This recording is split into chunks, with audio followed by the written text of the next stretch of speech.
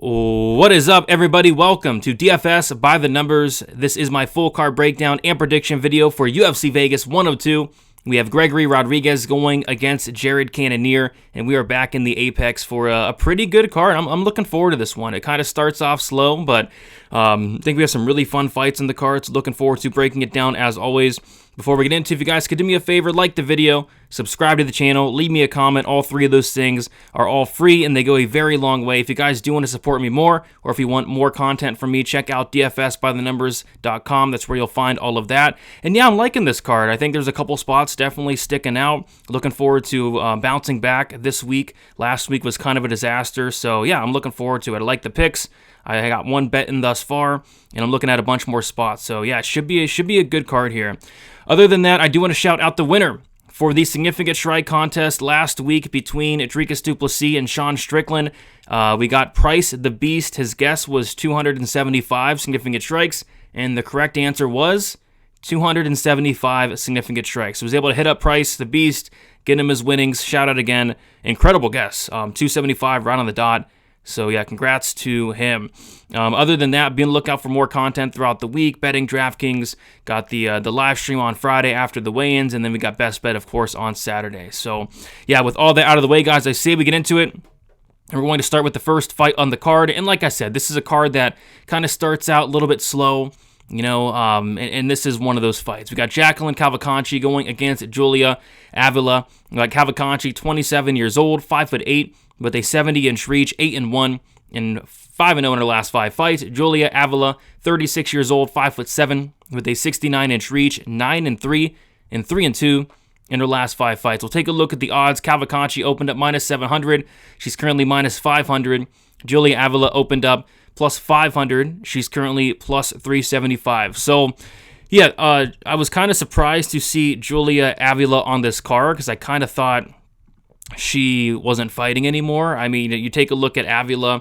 Her last fight was back against Miesha Tate, December of 2023. She looked just completely uninterested. Miesha Tate kind of ran through her, dominated her the entire fight. You know, Avila pretty much didn't show up. And after that fight, I thought, you know, there's no way we're going to see Avila in the cage ever again. But hey, she's back, and now she's a massive underdog against Jacqueline Cavalcanti. And I'll be honest, I think people really overrate her. I don't think she's as good as people think. She's going out there and winning a split decision against Nora Cornhole. She's going out there and going to a split decision with Josie and Nunez. But, you know, she's winning these fights. She's 3-0. But she just doesn't really seem to separate herself that much in these fights.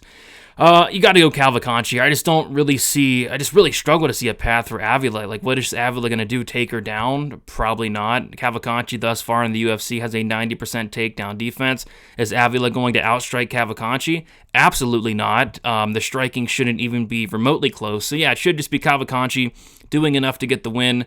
Maybe even a third split decision and win in a row, but I think this should be unanimous. I just don't see what Julia Avila is going to offer here. So yeah, wide line, but Cavalcanti should get it done. Moving on to the next fight. Yeah, like I said, the card kind of starts out slow. Like in these first 2 fights, like geez. But hey, we got Valter Walker going against Dontel Mays. We got Valter Walker, 27 years old, 6'6", with a 78.5-inch reach. He is 12-1 and 4-1 in his last 5 fights. Dontel Mays, 33 years old, 6'6", with an 81-inch reach, 11-7 and 2-3 in his last 5 fights. We have Valter Walker opening up minus 155. He's currently minus 210. Dontel Mays opened up plus 135. He is currently a plus 180 underdog. And yeah, obviously we got Valter Walker here. He probably should get it done fairly easily. Do I want to lay minus 200 something on him? Absolutely not.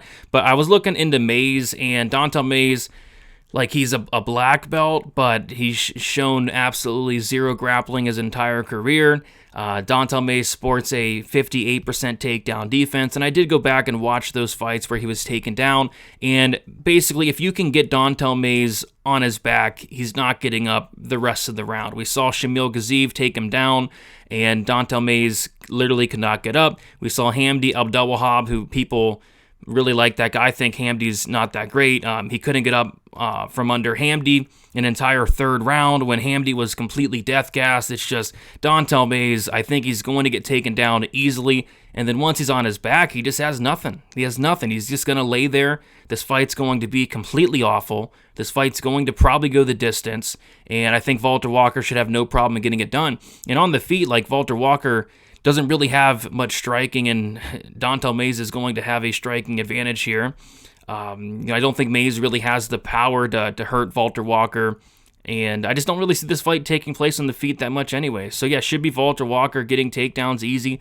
Dontel Mays falls over from a gust of wind, and then once Mays is on bottom, he's content to just lay there, I guess. So yeah, should be Valter Walker. Give me Valter Walker by decision. He could finish, but I don't have enough faith in him to finish a fight, to finish this fight. So yeah, give me Valter Walker by decision. Moving on.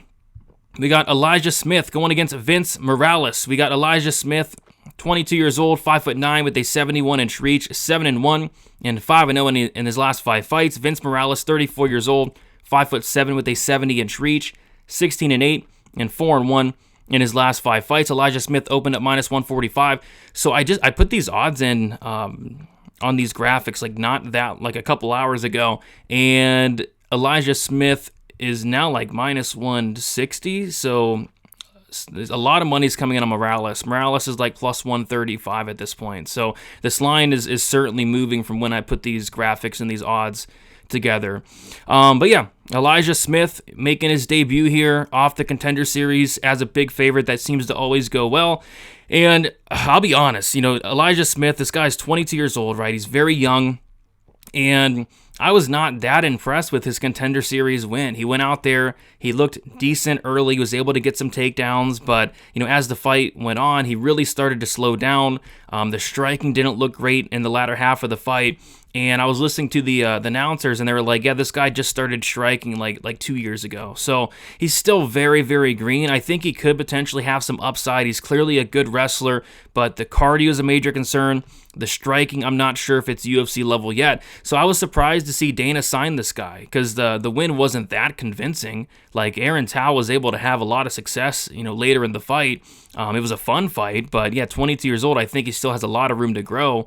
And now they're taking him and putting him against Vince Morales, who Morales is making he made his second stint into the UFC. He actually got cut.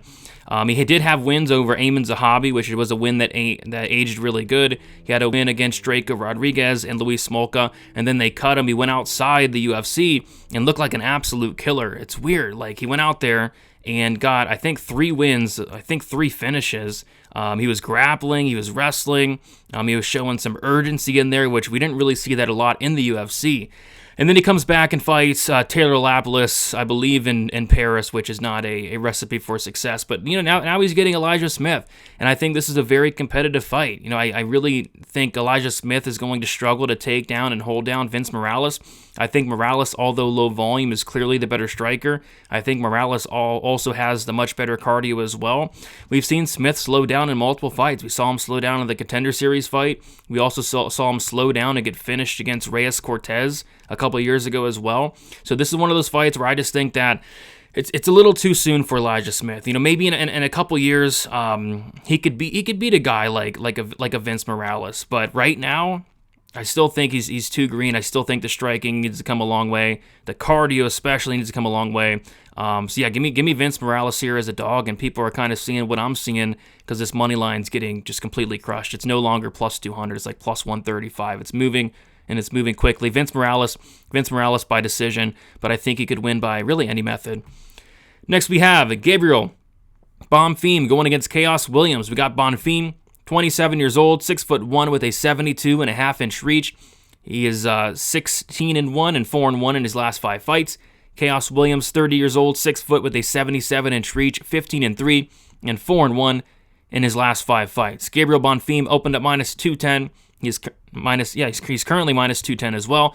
And then Khaos Williams opened up +180, currently +180. So yeah, this is a fight where, I don't want to lay -210 or on Bonfim here, but in terms of making a pick, I do lean towards his way. I just think he has more ways to win this fight, right? Like, on the feet, I think Bonfim's a good striker, clearly has a lot of power, and I know he went to decision for the first time in his career in his last fight against Angelusa, but I think that's great to see. It was great to see that. He had never been to decision in the past.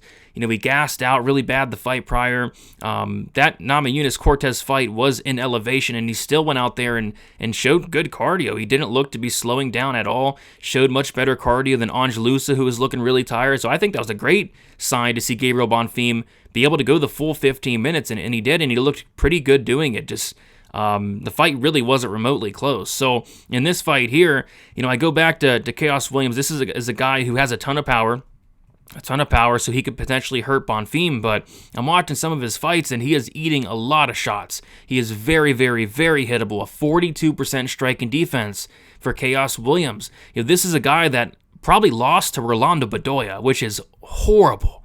The judges did give it to him and by split decision, but I'm not convinced he beat Rolando Bedoya, which again is a horrible look. Rolando outlanded him by like 19-20 significant strikes over the course of 3 rounds. So if you're getting outlanded by Rolando Bedoya, I think Bonfim can do that. And then on top of that, Bonfim has a wrestling path, a grappling path. We have not really seen anybody test the wrestling, the grappling of Khaos Williams. We saw Michel Pereira take him down easily and control him late in the fight.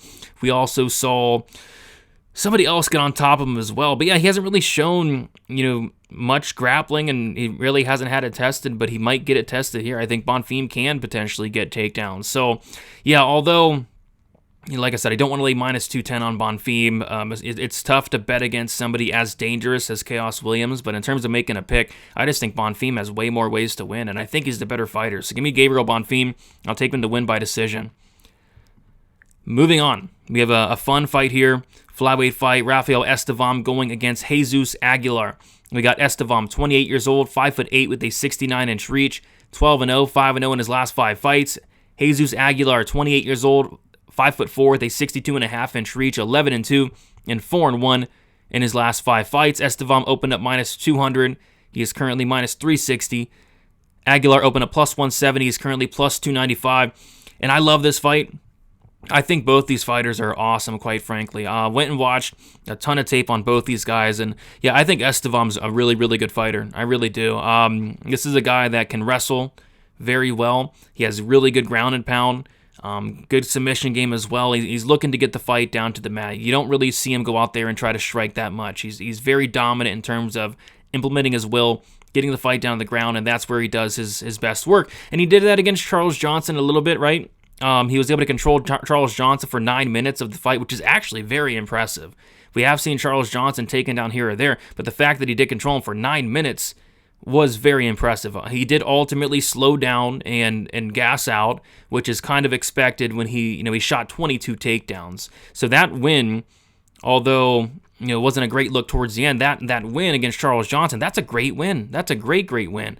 He went out there on the Contender Series and just brutalized this Elias dude, just took him down, made him quit, and it was bad. It was bad. TKO'd him in the second round, and that's what he does. He can get into dominant positions, he can sub you, he can TKO you. Estevam's no joke. But Aguilar's a weird fighter because Aguilar is good at really one thing. Well, 2 things. He's very tough. He's never been knocked out, and he has good cardio. But what he's really, really good at is the guillotine. This guy is a guillotine specialist. He will jump it, and if he jumps it, he's getting it more times than not. One of the few times I saw him not get it was against Tatsuro Taira, and he had Taira in that guillotine for like 2-3 minutes for a long time. Taira was able to get out and sub Aguilar in his own right, but that was close. That was very close. Aguilar subbed Stuart Nickel as a big dog in his last fight. On the Contender Series, he jumped Gilly and got a guillotine win in the 3rd round. So this guy's guillotine choke is absolutely serious, and Rafael Estevam has to be very cautious when grappling, because he will grapple, but he's got to be very cautious when doing so. On top of that, Estevam, like I said, he will slow down. If he makes one mistake this entire fight, the fight could be over. So it's a wide line. It's a very wide line on Estevam here. The path is clear. Jesus Aguilar has 0% takedown defense. He wants to be on his back. He wants to grapple. Estevam the takedowns will come easy. This is not going to be like the Charles Johnson fight where he was 3 for 22 on takedowns. Estevan's going to wrestle. Estevam will get the takedowns, but he's got to watch that neck. He's got to watch that neck. And if he does, I think he wins this fight, and I think he can even sub Aguilar. Aguilar is, offensively very, very dangerous, but defensively, he has a lot of holes in his game. We've seen him sub twice. We've seen him put in a bunch of bad spots. I feel like Estevam could potentially take his back and choke him out. So I like Estevam here. I'm going to say he subs Aguilar in the second round, but if this does get extended, and if he does make one mistake, Aguilar can get another guillotine win here. But yeah, give me Estevam. I'll take him to win by second round submission. Phenomenal fight. Moving on. We got Angela Hill going against Ketlen Souza. We got Angela Hill, 40 years old, 5'3", with a 64.5-inch reach, 17-14, and 3-2 in her last 5 fights. Ketlen Souza, 29 years old, 5'3", with a 63-inch reach, 15-4, and 4-1 in her last 5 fights. Angela Hill opened up minus 300, currently minus 110.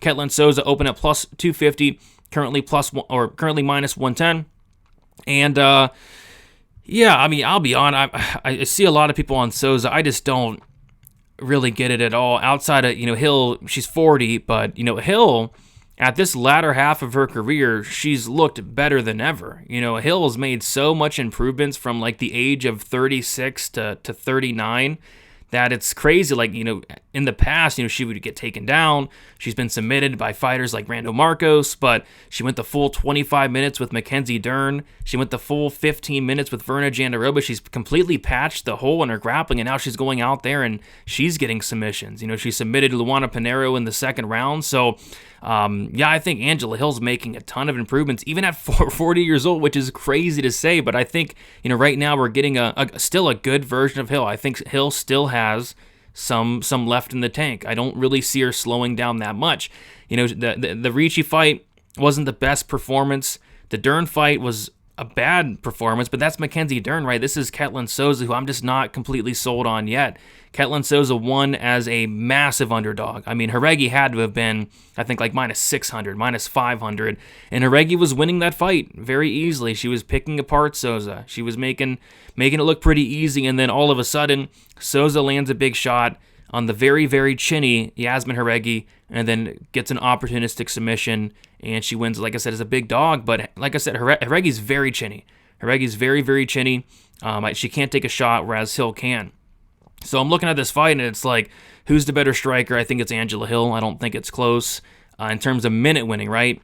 Where's the power? Where's the power from? Yeah, Souza has the power advantage, but in terms of minute winning, the volume, all the tools on the feet, Angela Hill, I think, is going to have a field day just landing more volume, just doing more. Who has the grappling advantage? I think it's Angela Hill, and it's really not even close. I think Angela Hill could actually make this look pretty easy on the mat. We've seen Souza submitted twice in her career. She can be taken down, and once she gets taken down, kind of gets stuck on bottom. So I think Hill could potentially wrestle here and grapple here as well. So outside of, Souza landing a big shot and finishing Hill, who hasn't been knocked out in 31 fights, I think it's a pretty good spot for Hill here. But yeah, like I said, a lot of people are on Souza. I don't know if they're thinking she's gonna finish Hill. Like I said, Hill just doesn't get finished. I mean, Dern couldn't finish her, Verna couldn't finish her, Ricci couldn't finish her, Denise Gomes couldn't finish her. And by the way, Souza kind of reminds me of like a Denise Gomes, and Hill made her look silly in that fight. So yeah, I like Hill here. I think Hill makes it look quite easy. Could even potentially finish Ketlen Souza, who's been finished in all 4 of her losses, who's been broken. I've seen her get finished by a body shot late in the fight. I've seen her get finished by leg kicks. I don't know who people think Ketlen Souza is, but yeah, at the same time, Hill is 40. I get it, but I think Hill should get it done here. So give me Hill. I'll say by decision, and I think she should make it look pretty easy here. So we'll see. Could be completely off, and maybe she gets knocked out, but we'll see. Moving on, we got Jose Delgado going against Connor Matthews. We got Delgado, 26 years old, 5'11" with a 73-inch reach, 8-1, 5-0 in his last 5 fights. Connor Matthews, 32 years old, 5'8" with a 71-inch reach, 7-2, and 3-2 in his last 5 fights. We have Delgado opening up minus 270. He is currently minus 275. Connor Matthews opened up plus 230, currently plus 235. I'm really looking forward to seeing the debut of Jose Delgado. This guy is a complete madman, a complete wild man. He kind of has that Trevor Peek fighting style. It kind of reminds me a lot of like Trevor Peek, but I think he has like 5 times the skills of Peak. He's actually a really good fighter too. This guy can strike. This guy can wrestle offensively, can grapple as well. Jose Delgado is just a complete wild man. And I see what the matchmakers are doing here. Like, they're giving him a very willing dance partner in Connor Matthews, who's kind of a walking punching bag. Connor Matthews reminds me of like a Chris Moutinho, who's he's gonna be tough, he's gonna come forward, he's gonna eat punches with his face, but I'm just not sure. I'm actually quite sure Connor Matthews is just not UFC caliber. He's fought the worst, or he's beaten the worst competition imaginable on the regional scene. You know, guys like Jay Ellis. Jay Ellis isn't that great, right? And then even on the Contender Series, like that fight against Francis Marshall was the worst beatdown I think I've ever seen on the Contender Series. The fight probably should have been stopped. Mark Smith was yelling at Matthews to fight back. It was just a brutal, brutal beatdown, and that's what this guy is. He's gonna take a beating, and I think he's gonna take a big beating in this fight as well against Delgado. Delgado, defensively irresponsible. Delgado can be taken down, so there is a path for Matthews to maybe land a big shot in his own right. There is a path for Matthews to maybe grapple here, but I don't think Matthews has any top control whatsoever. I think he has very sloppy grappling, so I don't see him being able to control Delgado. I just see Delgado coming forward, making this a car crash, and I just think Delgado's a much, much, much, much, much more skilled fighter. So yeah, give me Delgado here. Minus 300 on a Contender Series guy. Well, both these guys are, but a Contender Series guy making his debut. What could go wrong? But yeah, I think Delgado should win this fight. I think it's going to be tough to watch, to be honest. I hope they have a referee in there that's all for fighter safety, because I think Connor Matthews is going to take just an absolute beating. We could be one of the worst beatings we've seen in some time. But yeah, dude's tough, but I think too tough for his own good sometimes. Give me Delgado by second round knockout. Next fight, we have Rodolfo Vieira going against Andre Petroski. We got Vieira, 35 years old, 6 foot, with a 73-inch reach, 10-2, 3-2 in his last 5 fights. Andre Petroski, 33 years old, 6 foot, with a 73-inch reach, 12-3, and 3-2 in his last 5 fights. We'll take a look at the odds we have. Vieira opened at minus 150, currently minus 215. Petroski opened at plus 130, currently plus 185. These odds do surprise me, and I do like the Vieira side here. I think it's a solid spot for him, I suppose. I guess I just have some PTSD from the Fluffy fight way back in the day, where he showed the worst display of cardio I've ever seen. But other than that, I'm looking at this matchup, and it's like, okay, in terms of the striking, Vieira is probably the better striker here, and I also very worry about the chin of Andre Petroski, who got knocked out by Jacob Malkoon's hip, who also got knocked out in the first 60 seconds by Michel Pereira. Vieira, he's actually not a terrible striker. He has power as well, so Vieira, it wouldn't shock me if he hurt Petroski on the feet, but where Vieira does his best work, right, is the grappling. You know, Vieira is a legit black belt, and Petroski's a black belt as well, but there are levels to the grappling, and Vieira is just, you know, another notch or two above Petroski in that grappling. So I like Vieira on the feet. I like the durability advantage especially, and then once this fight hits the mat, I think Vieira has a significant advantage there early on. If this fight gets extended, though, it could get interesting, because Petroski, this guy's slowed down in the past himself, but he's shown the ability to kind of fight through that, whereas Rodolfo Vieira, he's also slowed down in the past, but he's also shown the ability to get completely gassed and submitted by Fluffy Hernandez. With that said, though, I think Vieira has improved his cardio a bit. We saw him, get a third-round submission against Dustin Stoltzfus. We saw him go 15 minutes with Chris Curtis. So I do think he's managing that gas tank a little bit better these days. I think his cardio is looking a lot better these days, so I'm not extremely worried about that. So I don't know. In terms of how this fight plays out, I could see it going a multitude of ways. I could see Vieira hurting the very chinny Andre Petroski on the feet. I could see Vieira, getting a takedown here, ending up on top and getting a sub. I have a strong feeling that if Vieira gets on top here, the fight's going to be over shortly after, whereas if Petroski gets on top, Vieira will be just fine. Petroski couldn't submit or finish Dylan Budka. And Petroski, it took him like 2.5 rounds to finish guys like Yajong Hu and Michael Gilmore. So yeah, I think Vieira should win here. Give me Vieira. I'll take him to win by second round submission. I think he's going to get on top at some point, and once he does, I think he's going to get like a head and arm choke. So give me Vieira second round sub.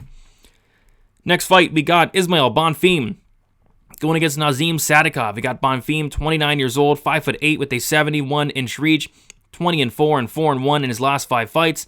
Nazim Sadykhov, 30 years old, 5'10" with a 69-inch reach, 9-1 and 4-0-1 in his last 5 fights. We have Bonfim open up minus 300, currently minus 185. Sadykhov open up plus 250, currently plus 160. And, this should be a fun fight. I just think that Bonfim has all the tools here to win this fight. Minus 185 here seems about right to me. I think Bonfim is going to just be the much better striker. I actually think Bonfim's a very good striker, really good boxing. Defensively, a lot more responsible than Sadykhov, and I think volume is going to be key here. We've seen Nazim Sadykhov kind of fall behind in the volume of some of his fights. Went back and watched that Sadykhov fight where he fought Evan Elder, and just seeing him get, outlanded by Evan Elder at times wasn't really the best look. The Slava fight, especially seeing Slava look completely awful, last Saturday wasn't the best look, where in the third round just got completely manhandled and outstruck. I think Bonfim should just be able to kind of pick apart Sadykhov across 3 rounds, do more than Sadykhov across 3 rounds. Sadykhov might try to wrestle here, but I think Bonfim has the takedown defense to keep it standing, so it just seems like a pretty easy Ismael Bonfim by decision. Sadykhov probably, I don't know, it should be close, but Sadykhov maybe can land a big shot here, but Bonfim's shown a great chin. Bonfim's never been knocked out, so I got Bonfim here. I think he wins this fight and wins it by decision. Next, we got Edmen Shahbazyan going against Dylan Budka. We got Edmen Shahbazyan, 27 years old, 6'2", with a 75-inch reach, 13-5 and 2-3 in his last 5 fights. Dylan Budka, 25 years old, 6 foot, with a 75-inch reach, 7-4 and 2-3 in his last 5 fights. Shahbazyan, big favorite, opened up as a minus 500 favorite, currently minus 375. Dylan Budka opened up plus 375. He's currently plus 295. And if Edmen Shahbazyan loses this fight, he probably should hang him up. I mean, this is a fight that he just really shouldn't lose. You take a look at Shahbazyan, people clown on him because he gasses out and he gets finished, and yeah, he does. But I'm looking at who's finished him, and it's like Derek Brunson, when Derek Brunson was very good. Derek Brunson finished him, right? Jack Hermanson took him down and dominated him later in the fight. No shame in that. No shame in getting finished by Nasruddin Imavov, who's probably going to fight for a title soon. There's no shame in that. There's no shame in losing to Anthony Hernandez, who's probably going to fight for a title in the near future. There's no shame in that. Losing to Gerald Mearshart, there's a little bit of shame in that. There's definitely a little bit of shame in that, but he got Mearsharted, right? And Shahbazyan, to be fair, he almost finished Mearshart, and Mark Smith could have potentially stopped that fight, but he gassed out and got finished. Here against Dylan Budka, it's like, does Dylan Budka fall into the category of Anthony Hernandez, Nasruddin Imavov, Jack Hermanson, Derek Brunson? Absolutely not. Absolutely not. Dylan Budka is a wrestler, and that's it. He's a wrestler. He's going to push you against the cage. He's going to try to take you down. I just really struggle to see him, taking down Edmen early. I think Edmen's going to have a big strength and physicality advantage early on in the fight. I think the striking advantage is astronomical. I think Edmen Shahbazyan's even the better grappler as well. So I just think Edmen really shouldn't lose this fight. And like I said, if he does, he should be ashamed of himself. So I like Edmen here. I think he wins this fight. I think he could either knock him out. I could see a club and sub. So that's what I'll go with. I'll go Edmen Shahbazyan, first round submission. I think he's going to hurt Budka very bad. Budka's going to panic wrestle, and he's going to snatch up his neck. So give me a Shahbazyan first round submission. If he wins, if he loses this fight, it's time to hang him up. Moving on to the next fight, though, we got Youssef Zalal going against Cavalcanti. We got Zalal, 28 years old, 5'10", with a 72-inch reach, 16-5-1. And 5-0 in his last 5 fights. Cavalcanti, 36 years old, 5'11", with a 72-inch reach, 23-8 and 1-4 in his last 5 fights. Zalal opened up minus 225. He's currently minus 390. Cater opened up plus 190, currently plus 325.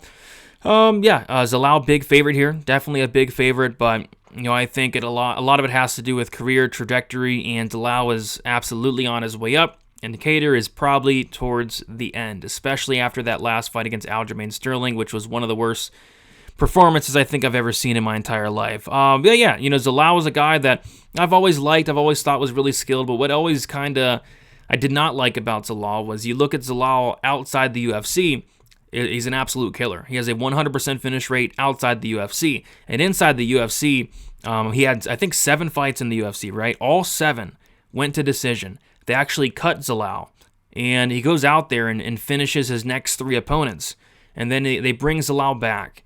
And since then, I think Zalal has finally put it together. I think a flip has switched because he's starting to bring that aggressiveness, that willingness to go out there and look for finishes that he had on the regional scene. He's bringing that into the cage in the UFC, and he's rattled off back-to-back submission wins. He's finally starting to put it together. Submitting Billy Quarantillo is not easy. Submitting Jarno Aarons is very easy, but he did it, which is good. And then submitting Jack Shore is not easy at all. So, yeah, Zalal, he's starting to put it together. He's looking better than ever. And, Calvin Kattar, although I'm a big fan of the guy, I like the guy. He's 1-4 in his last 5 fights. I don't know. It's just, he's 36 years old. His last performance was just completely uninspiring. He hasn't had a win since, I think, 3 years ago, 3.5 maybe? 3 years actually in 1 month at this point. So I got to go Zalal here. It's a wide line, but in terms of making a pick, I got to go Zalal. I think Zalal could even win minutes in the striking here, just with the movement, the tools on the feet. Obviously, Calvin Kattar's a really good striker, but 36 years old, slowing down. And then Zalal just has a big grappling path as well, So I'm going to say Zalal gets the job done. I think he gets it done by decision, but a submission. I'll say submission. I'll say he subs him just because he's been so aggressive on the mat, and I like that. Hopefully he keeps it up and takes down Calvin Kattar and is aggressive and gets that sub. Yeah, give me Zalal. Give me Zalal by sub. I'll say in the second round. And then finally, we got the main event.